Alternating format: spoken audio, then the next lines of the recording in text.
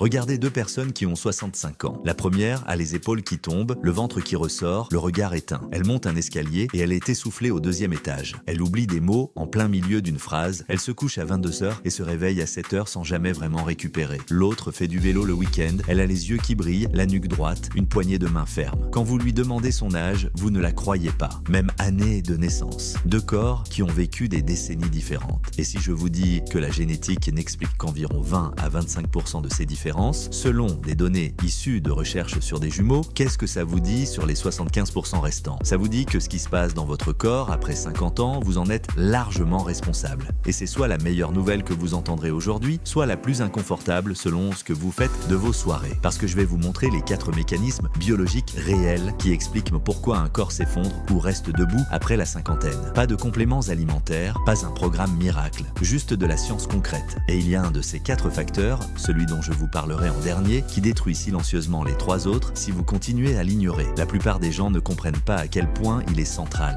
Et quand vous allez voir pourquoi, vous n'allez plus jamais dormir de la même façon. La plupart des gens pensent que vieillir, c'est une ligne droite, que chaque année qui passe, le corps perd un peu de terrain régulièrement, inévitablement. C'est une vision confortable parce qu'elle retire toute responsabilité. Si c'est l'âge, c'est la fatalité. Si c'est la fatalité, pas besoin de changer quoi que ce soit. Sauf que la science raconte quelque chose de radicalement différent. Le vieillissement n'est pas une horloge qui tourne à vitesse constante. C'est un processus qui s'accélère ou qui ralentit selon les signaux que vous envoyez à votre corps chaque jour. Chaque repas que vous prenez, chaque nuit que vous dormez ou que vous ne dormez pas, chaque muscle que vous sollicitez ou que vous laissez fondre envoie des instructions à vos cellules. Et vos cellules obéissent. Des chercheurs de l'université de Duke ont suivi plus de 900 personnes nées la même année et ont mesuré leur vieillissement biologique à 38 ans. Résultat, certains avaient biologiquement 28 ans, d'autres avaient biologiquement 61 ans. Même génération, même date de naissance, des décennies d'écart dans l'état réel de leur corps. Ce n'est pas de la philosophie, c'est de la mesure. Alors quand quelqu'un vous dit que vous vieillissez parce que vous prenez de l'âge, c'est vrai, mais c'est dangereusement incomplet. La vraie question, celle que presque personne ne pose, c'est à quelle vitesse est-ce que vous vieillissez et pourquoi? Et la réponse commence par quelque chose que l'industrie du bien-être n'a aucun intérêt à vous vendre parce que ça ne se met pas dans une capsule. Oubliez les rides, oubliez la peau. Le premier vrai marqueur biologique de jeunesse après 50 ans, ce n'est pas votre visage, ce sont vos muscles. À partir de 30 ans, le corps commence naturellement à perdre entre 3 et 5% de masse musculaire par décennie. Ce processus s'appelle la sarcopénie et après 50 ans, sans intervention active, il s'accélère. Mais là où ça devient vraiment sérieux, c'est que perdre ses muscles n'est pas une question d'esthétique. C'est une question de métabolisme, d'équilibre, de densité osseuse, de gestion du sucre dans le sang et même de longévité pure. Imaginez votre masse musculaire comme le moteur d'une voiture. Plus le moteur est puissant, plus la voiture consomme de l'énergie même au repos, reste stable dans les virages et encaisse les chocs sans se briser. Un moteur qui rétrécit progressivement, ça donne une voiture qui dérape dans les montées, qui ne répond plus, qui finit par s'arrêter au bord de la route à un moment où vous n'aviez pas prévu de vous arrêter. Et voici le paradoxe que peu de gens acceptent. Les personnes qui font attention à ce qu'elles mangent en vieillissant mais qui ne font aucun travail physique de résistance accélèrent souvent leur déclin. Parce qu'en mangeant moins, sans bouger, on perd autant de muscles que de graisse, parfois davantage. On maigrit mais on ne rajeunit pas. On s'affaiblit en pensant se soigner. Ce que les données recommandent, de façon convergente depuis des années, c'est un travail de résistance 2 à 3 fois par semaine. Musculation classique, exercice au poids du corps, tout ce qui contraint le muscle à se contracter contre une résistance. Couplé à un apport suffisant en protéines, votre corps peut reconstruire du muscle à 60, à 65, à 70 ans. La biologie ne ferme pas cette porte. C'est vous qui la laissez se refermer en croyant que c'est trop tard.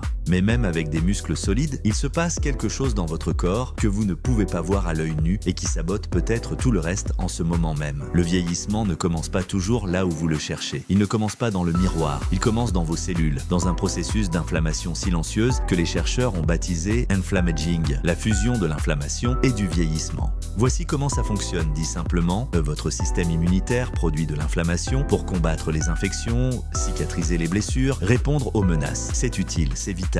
Le problème, c'est quand ce mécanisme reste allumé en permanence à faible intensité, sans aucune vraie urgence à gérer, comme un radiateur qui chauffe à pleine puissance alors que toutes les fenêtres sont ouvertes. Vous brûlez de l'énergie, vous abîmez les murs et vous ne chauffez personne. Cette inflammation chronique de bas grade détériore progressivement les cellules, accélère leur vieillissement et augmente le risque de presque toutes les maladies associées à l'âge. Ce qui entretient ce feu permanent, ce sont les choses les plus banales de notre quotidien occidental. L'excès de sucre raffiné, l'alcool consommés régulièrement et banalisés socialement.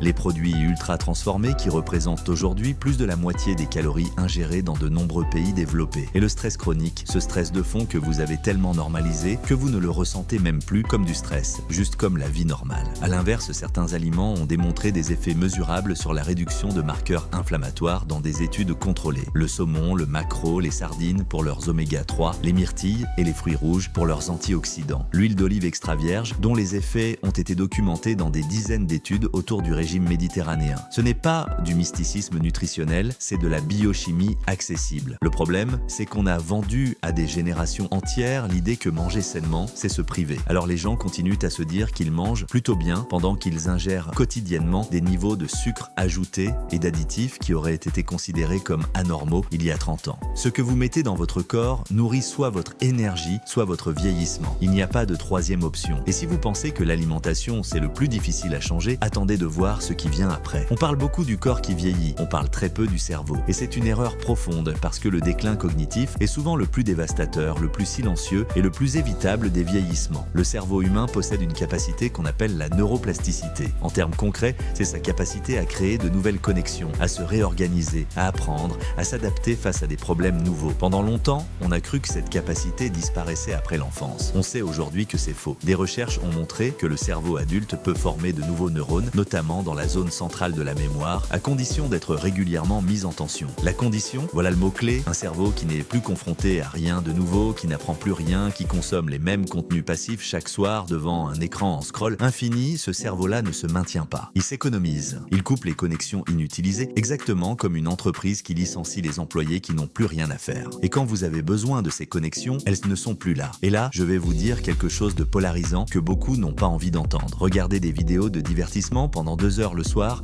ne stimule pas votre cerveau. Scroller sur les réseaux ne stimule pas votre cerveau. Ces activités vous occupent, mais elles ne vous challengent pas. Elles ne créent pas de nouvelles connexions. Elles ne font qu'activer des circuits déjà existants, encore et encore, sans friction, sans effort, sans croissance. Ce qui ralentit réellement le vieillissement cognitif, c'est ce qui résiste. Apprendre une langue, jouer d'un instrument, lire un livre qui vous oblige à réfléchir plutôt que de simplement défiler, avoir des conversations qui vous challengent intellectuellement. Une étude longitudinale de plusieurs décennies a montré que les personnes avec un niveau d'engagement cognitif élevé développaient les symptômes de maladies neurodégénératives en moyenne 5 ans plus tard que les autres, même avec des lésions biologiques similaires au cerveau. 5 ans de lucidité, de mémoire, d'autonomie gagnés simplement en continuant d'apprendre. Mais maintenant, voilà le facteur que j'ai annoncé au début, celui que tout le monde sacrifie en premier. Celui qui, si vous continuez à l'ignorer, efface littéralement les bénéfices des 3 autres. Et quand vous allez comprendre pourquoi biologiquement, vous allez être en colère contre tout ce qu'on vous a appris sur la productivité. Soyons honnêtes une seconde. Vous pouvez manger comme un athlète, soulever des poids 3 fois par semaine, lire un livre par mois et vieillir quand même beaucoup plus vite que nécessaire si vous dormez mal. Ce n'est pas une opinion, c'est ce que des décennies de recherche en neurosciences disent de façon unanime et écrasante. Le sommeil est le moment où votre corps fait le travail de maintenance que vous ne voyez jamais. Pendant les phases de sommeil profond, le cerveau active un réseau de nettoyage cellulaire qui élimine les déchets métaboliques accumulés pendant la journée, dont des protéines dont l'accumulation est associée aux maladies neurodégénératives. C'est pendant votre sommeil que vos muscles se reconstruisent après l'effort. C'est pendant votre sommeil que vos hormones se régulent, que votre cortisol redescend, que votre mémoire consolide ce qu'elle a appris. Dormir 5 heures en croyant être plus productif, c'est l'équivalent de faire tourner une usine 7 jours sur 7 sans jamais faire de maintenance. Pendant des semaines, ça semble tenir. Et puis les machines commencent à lâcher les unes après les autres. Sauf que dans ce cas, les machines, c'est votre cerveau, vos artères, votre système immunitaire. Des chercheurs spécialisés en neurosciences du sommeil ont résumé la situation de façon tranchante. Il n'existe aucune fonction biologique connue qui ne soit pas améliorée par un sommeil de qualité, et aucune qui ne soit pas détériorée par son absence. Aucune. Le sommeil n'est pas un bonus, c'est le socle sur lequel tout le reste repose. Alors pourquoi est-ce que tout le monde sacrifie son sommeil en premier quand la vie s'emballe? Parce qu'on nous a vendu la productivité comme une vertu et le repos comme une faiblesse. Je dors quand je suis mort, dit la culture entrepreneuriale des 20 dernières années. Sauf que biologiquement, moins vous dormez, plus vous rapprochez cette date et plus les années qui précèdent ne ressemblent à un déclin progressif que vous auriez pu éviter. Ce qui protège concrètement votre sommeil, c'est de vous exposer à la lumière naturelle dans les 30 premières minutes après le réveil pour recalibrer l'horloge biologique interne qui régule tous vos cycles hormonaux. C'est de maintenir des horaires stables, même le week-end, jeune parce que votre biologie ne connaît pas le samedi. Et c'est de comprendre que les écrans, le soir, ne vous volent pas juste du temps de sommeil. Ils retardent chimiquement la production de la molécule qui déclenche l'endormissement et dégradent la qualité de vos phases de récupération profonde, celle justement où se fait tout le travail de maintenance dont on vient de parler. Et maintenant, fermez les yeux une seconde et pensez à quelqu'un que vous connaissez qui semble ne pas vieillir. Quelqu'un de 60-65 ans qui rayonne encore, qui est toujours dans le mouvement, qui a encore faim de quelque chose. Qu'est-ce que cette personne fait de différent? Vous attendiez peut-être un cinquième secret, une molécule rare, un protocole de biohacking réservé aux gens qui ont accès en des cliniques privées à 10 000 € la séance. Quelque chose d'exclusif, d'inaccessible, quelque chose qui expliquerait pourquoi certains y arrivent et d'autres non. Le vrai secret est beaucoup plus banal. Et c'est justement pour ça qu'il est si difficile à accepter. Les gens qui semblent jeunes, à 65 ans, n'ont pas trouvé une pilule.